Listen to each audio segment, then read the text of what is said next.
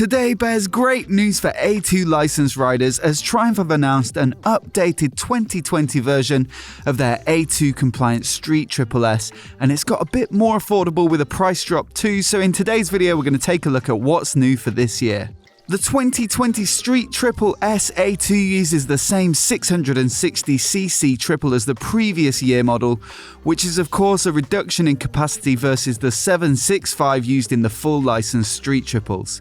The 660 engine is capable of 47 horsepower and 60 Nm of peak torque, and it can be de-restricted at a dealer once the rider has done their full license, which will open up a decent 94 horsepower at 11,250 RPM and 66 Nm of torque at 9,250. There have been some changes to the exhaust system, presumably to help the bike with Euro 5 emissions regulations, but Triumph have also taken the opportunity to give it a deeper exhaust note, so hopefully it sounds as good as the 2020 Street Triple RS.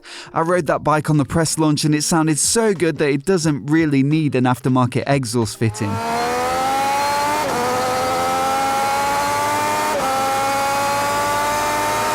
Equipment remains pretty much the same as the previous year. Triumph cite the lightest wheels in class and their gull-wing swing arm design is responsible for great handling and stability. The Showa 41mm separate function forks and Showa piggyback shock are also retained, as well as twin Nissin brake calipers on 310mm discs and a single Brembo at the rear, both with ABS of course. Pirelli Diablo Rosso 3 tyres, a ride-by-wire throttle, traction control, 2 riding modes of road and rain, and the LCD display also remain. Where the Street Triple S A2 does get a lot of updates though is the styling, bringing it in line with the RS, which looks more aggressive than previous Street Triples. The SA2 gets the same new LED headlights which give the front end a mean-looking frown, with the daytime running lights emphasising the top edge of the more squared-off shape. Triumph also claim that the new lights are whiter and brighter than the outgoing models, which should aid visibility and safety. Bodywork is also revised with new parts including the fly screen, air intake, side panels and rear unit.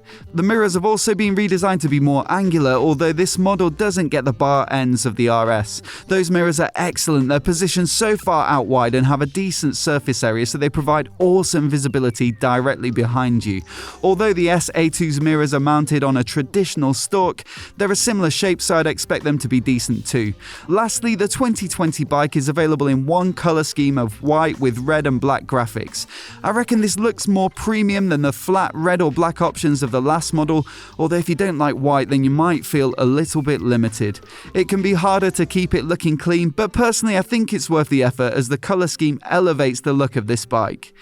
Owing to all these changes to the bodywork, Triumph have updated their accessories catalogue to suit with a new belly pan, seat cowl, tail tidy and clear tail light. There are also new scrolling LED indicators, a fly screen visor, machined mirrors and reservoir covers, as well as quick release luggage options including a tail pack and tank bag.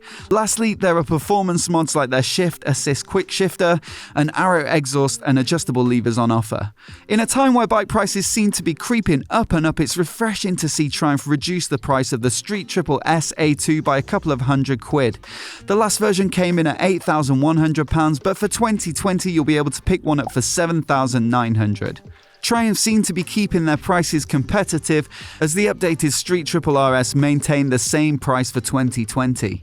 That bike had plenty of changes to the styling, engine internals and electronics, and now the Street Triple S A2 has had more of a visual redesign to bring it in line with the RS, but there's no word on whether a full capacity version of the S will be launched or whether a new R model is on its way.